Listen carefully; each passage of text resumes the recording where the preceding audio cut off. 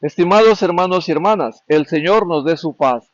En este segundo domingo de Pascua, llamado también Domingo de la Misericordia, la liturgia nos presenta el anuncio de Cristo resucitado como una experiencia vital que transforma la vida eclesial para que se viva el ambiente de la comunidad no como uniformidad, sino en la comunión desde la diversidad.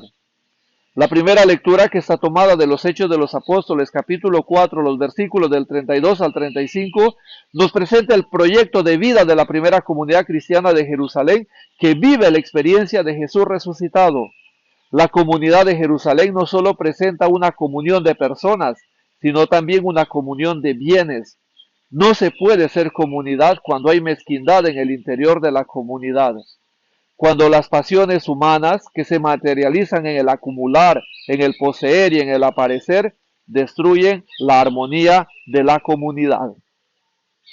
La comunidad se siente llamada a vivir una nueva cultura, un nuevo etos, una nueva costumbre desde la experiencia bíblica del resto de Israel, que decide optar por el camino del encuentro, del compartir, de la tolerancia, que permite afianzar la identidad de ser hijos de Dios en el descubrimiento del otro como parte de esa identidad filial. El Evangelio tomado de San Juan, capítulo 20, los versículos del 19 al 31, nos presenta el último relato de la narración de Jesús resucitado en la tradición de San Juan. La narración de la resurrección se va afianzando en la medida en que los discípulos van teniendo la experiencia con Jesús resucitado. El evento que nos llama la atención es la figura de María Magdalena, que anuncia que la tumba está vacía. Nos dice el texto: fue de mañana muy temprano, deprisa. La prisa es la fuerza del amor apasionado de una mujer hacia uno que la ha amado sin ningún interés. El texto de hoy se organiza en tres partes. La primera parte constituye los versículos del 19 al 23, la experiencia del encuentro de Jesús resucitado con sus discípulos y el envío del Espíritu Santo.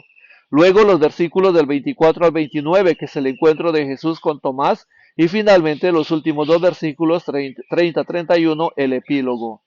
En la primera parte aparece el atardecer del primero de la semana. El atardecer está en contraste con el amanecer, que es el tiempo del encuentro de Jesús resucitado con María Magdalena. Los discípulos están comenzando a vivir lo que María Magdalena había ya experimentado al amanecer del primer día de la semana. Para el evangelista Juan es importante el respeto del proceso de cada discípulo en su experiencia de encuentro íntimo con Jesús resucitado.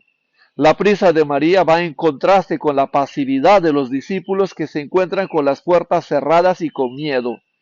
Jesús se presenta ante sus discípulos que están con miedo y les ofrece la paz.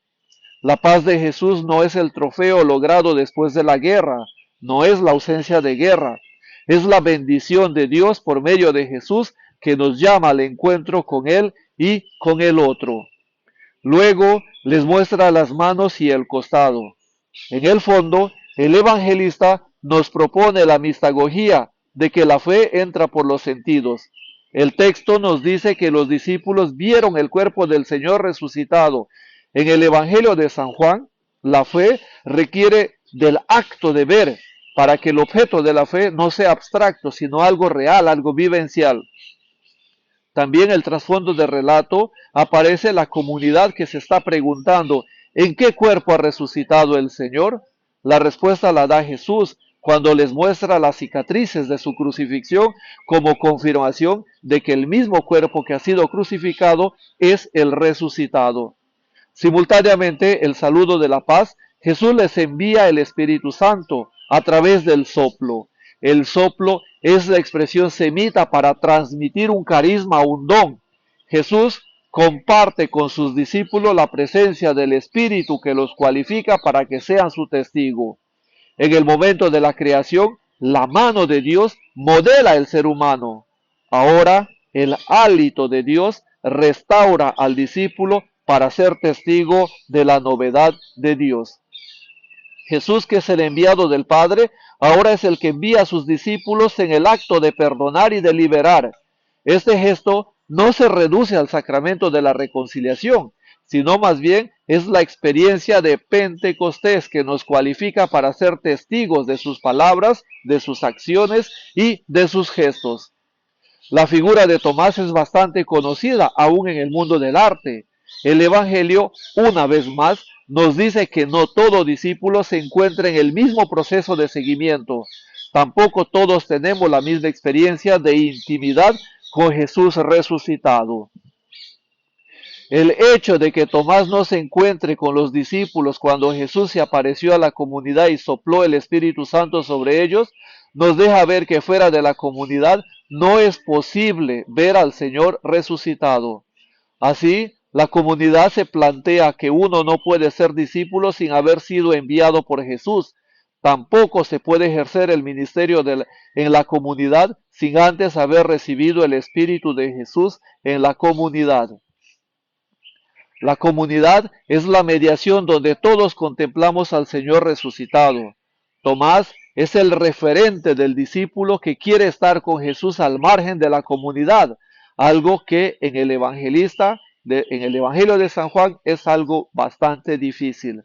Así Tomás es el referente teológico del discípulo que necesita ver para creer. La comunidad vive su experiencia con Jesús, pero no todos en la comunidad están al mismo nivel para ver a Jesús resucitado.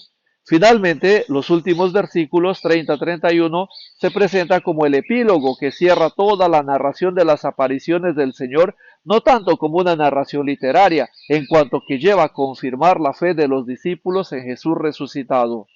Por ello, la segunda lectura, que está tomada de la primera carta de San Juan 5, 1 al 6, nos invita a ver la experiencia de la resurrección como el nuevo nacimiento a una humanidad que manifieste los gestos de humanidad, evitando el sufrimiento del otro. La gracia del Señor nos acompañe. Buen domingo, paz y bien.